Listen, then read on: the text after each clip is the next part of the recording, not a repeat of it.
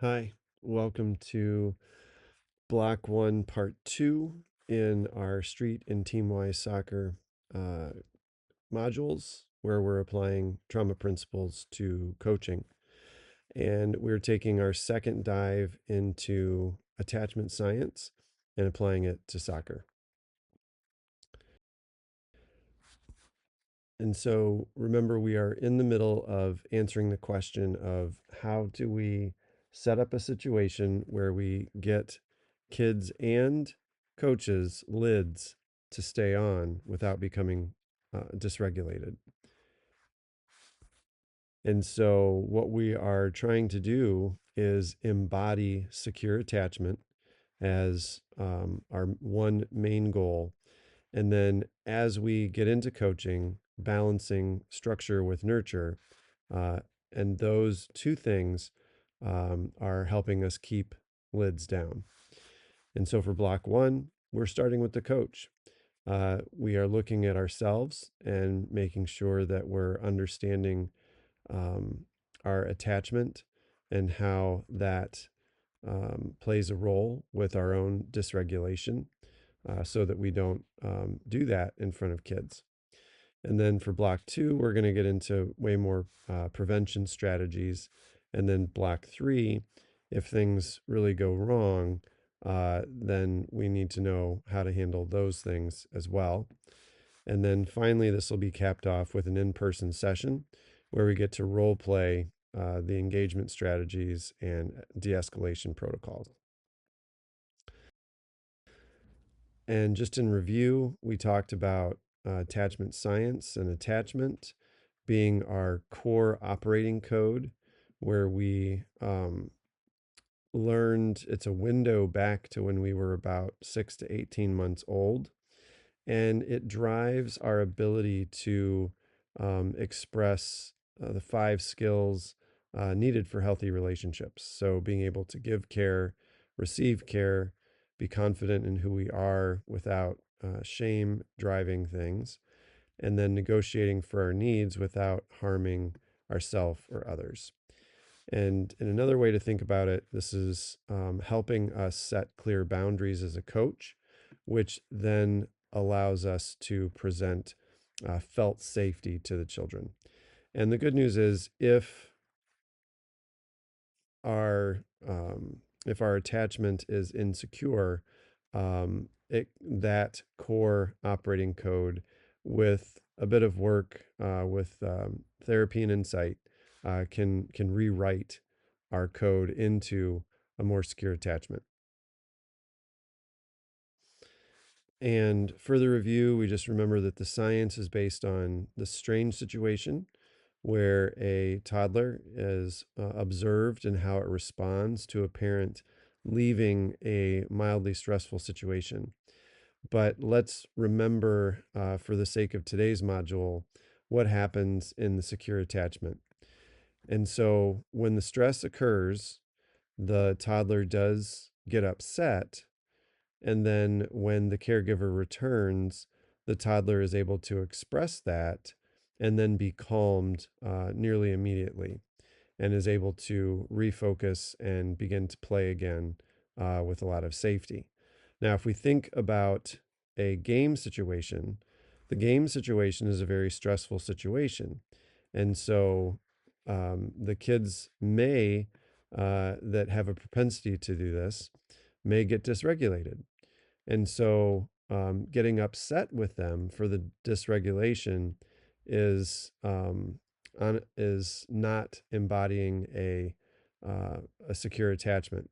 What they're looking for is a very calm coach that they can express these feelings to and then become calmed and then get back into the game if need be.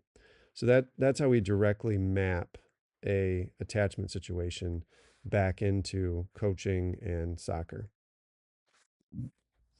And for those of you that explored your own attachment with the QR codes and the self test that we reviewed, you might have found that there are some multiple terms.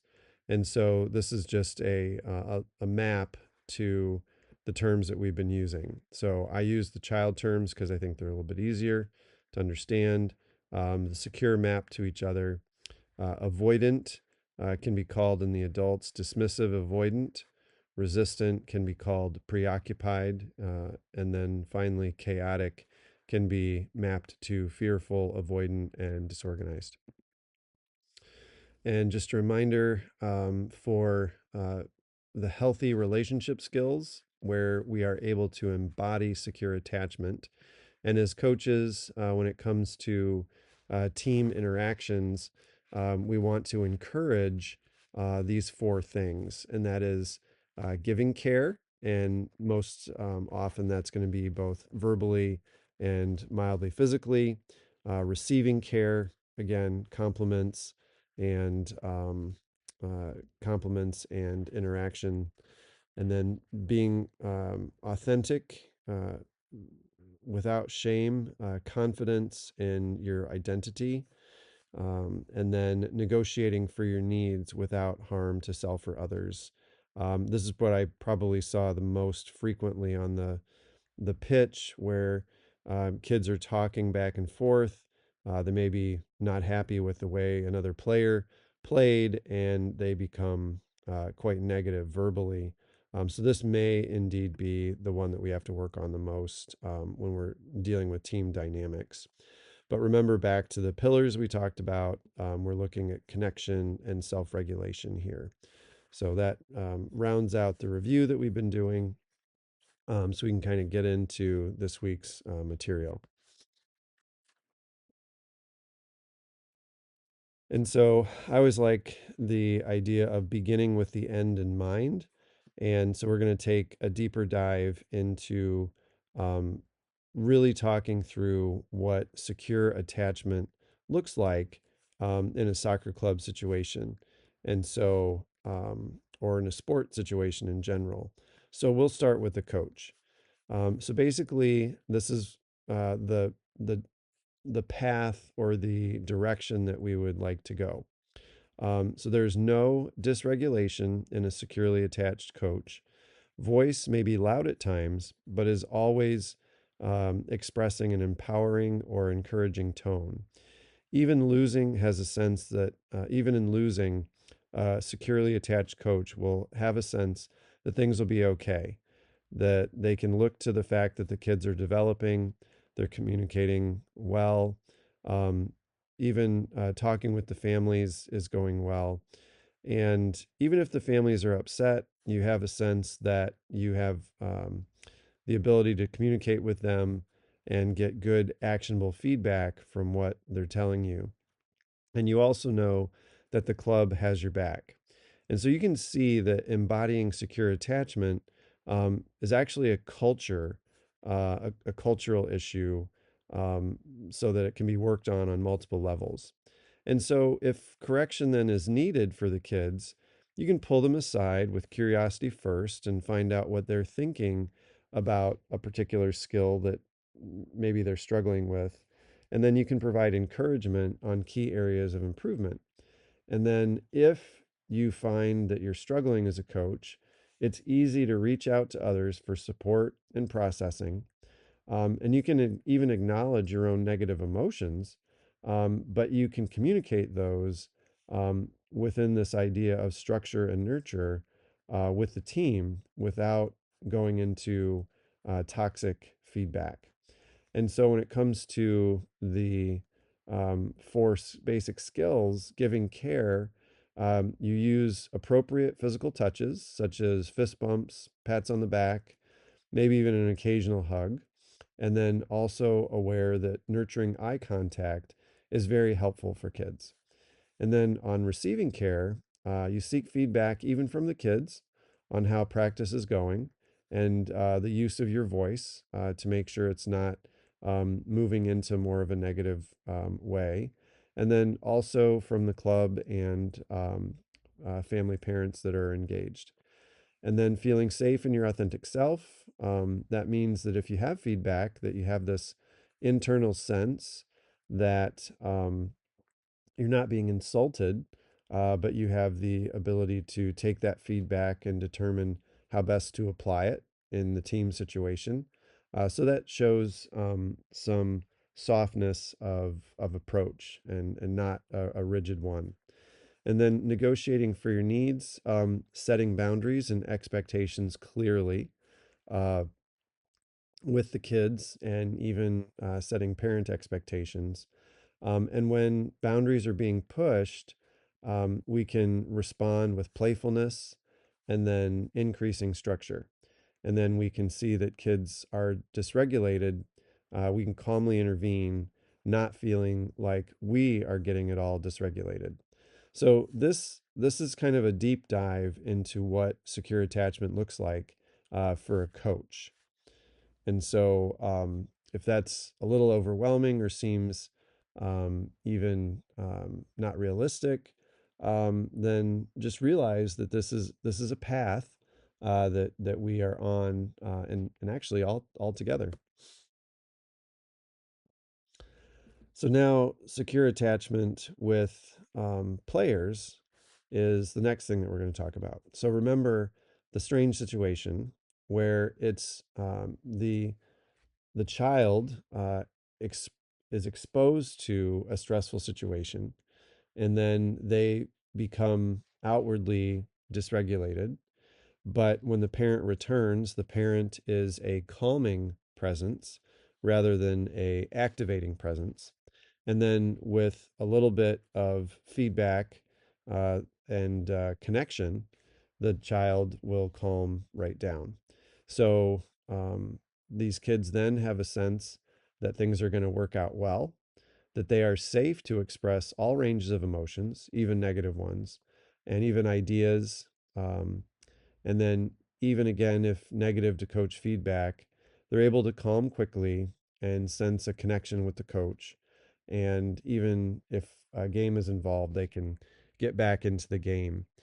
In general, we see securely attached kids happy, having fun, and they're able to listen to feedback and apply it to situations. On the giving care skill, there's verbal engagement with team members, and that they're not dysregulated or mean or coercive. In receiving care, they can connect easily with coaches and other players. They listen well and apply what they're learning to the game, and they can speak up. When expressing their authentic self, it means that they can take feedback and adjust, and not feel that they are shamed when they hear feedback from the coach. Negotiating for their needs, they're comfortable pulling the coach aside and asking for different things that they need, whether it's skill improvement or they're noticing something in a game, and that they can take occasional no's without dysregulation. So again, from a coaching side, we are setting up an environment where this is all possible. And so, what does it look like when we're dealing with insecure attachments? And what I want to point out is that we have left mode brain thinking, and that is kind of this linear, logical language, time specific, somewhat rigid way that our brains can think. And that avoidant attachments tend to embody left mode thinking. And then right mode thinking tends to be nonlinear, very emotional, snap judgment kind of thing. And so the resistant attachment can embody the right mode thinking. And so realize that we can kind of sort through what's going on with the attachments that way. So, what does each mean socially? For the coach, if they are in this left mode thinking, they can come off as controlling and not emotionally connecting, and that they have rigid expectations of what the players should be doing. But this is not balanced with the nurture that we've talked about. And that for resistant attachment, they can be confusing. The kids might not understand the different signals and emotions that are expressed by the coach, and so it can impact it can impact their experience there. And then for coaches that have a chaotic attachment, it's very confusing and scary and controlling, depending upon the different attachments, styles, strengths in a person who's had this kind of scary attachment set up.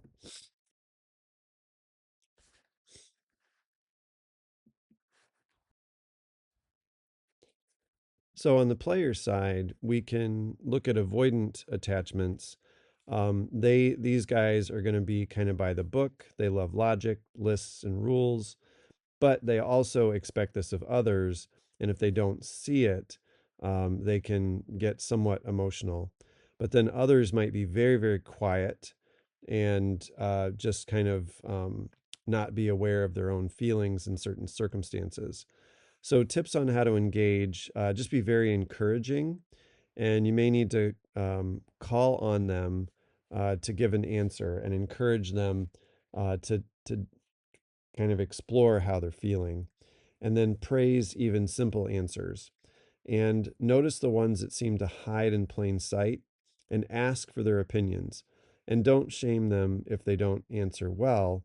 That will just, in terms of reinforce the idea that sharing their feelings leads to trouble. And so then, if we go over to the resistant attachment, you're going to see possibly even loud, obnoxious, lots of complaints, but they don't calm easily when you engage them. And they may seem like a know it all and come off as somewhat confusing. That's an important term. So, tips for these guys is ask what they would like to work on and how you can help them. They oftentimes seem like they need help, but when you come over and offer it, they'll then they'll not like it. So you have to deal with that with patience and be as consistent as possible. Because remember that this style developed because at a very young moment, the caregivers struggled with consistent attunement and connecting to the needs that the child had. And the child landed on the strategy of acting out to get the attention. And another thing to think about is what I call brief attention immediately. So if you have a sense that kids are like this, you might just want to kind of give them some sense that you're following them pretty quickly. And then just say, hey, I see how you're doing. Good job. And keep moving. And then for the chaotic attachment, kids can be very unpredictable and have a variety of behavioral patterns that are hard to predict. And they may even cause stress in you. So work hard to be fair, calm, and consistent. And we'll be dealing with a lot of strategies in the next two blocks that help us specifically with these types of scenarios. So thankfully, it's only a minority of kids that may exist, and they're going to be more on the development teams. And remember that you can always reach out to me and we can talk over what's going on. So remember, the name of the game is embodying secure attachment as a coach. And we're trying to balance structure and nurture as we do it. And so that calls to mind that as we're uh, doing a healthy challenge with kids, that even small amounts of expectation of improvement can bring about fear, shame, and guilt. But remember that this can be healthy. You can have a healthy fear of a team that you're playing with, healthy shame that maybe you don't know a skill that you should, and then guilt for some reason or another. But remember that with embodying secure attachment, that we're always including empowerment and safety. In other words, we have a sense that the kids aren't where they need to be, but we're constantly telling them that we know that they can get there and that we're there to help them. So that's how we can think through this idea of healthy fear, shame, and guilt. And where it gets toxic is if the kids are left with a sense that they are hopeless and they have no means with which to gain the skills that you're expecting of them. And so that this is more of a toxic situation of fear, shame, and guilt. Okay, so that is the end of block one. Hopefully, this deep dive in attachment has been helpful. and realize that if you decide that you need to work on this yourself, that the pathway is to look for a practitioner that can do a formal adult attachment interview and then work on it in a therapeutic setting. So then we get to look forward to block two, where we're going to look at prevention of dysregulation, and directly what we can do as coaches to look for and to set healthy boundaries. And we're going to use a lot of different tools that can help in that way. But thank you for your attention, and we'll talk more soon.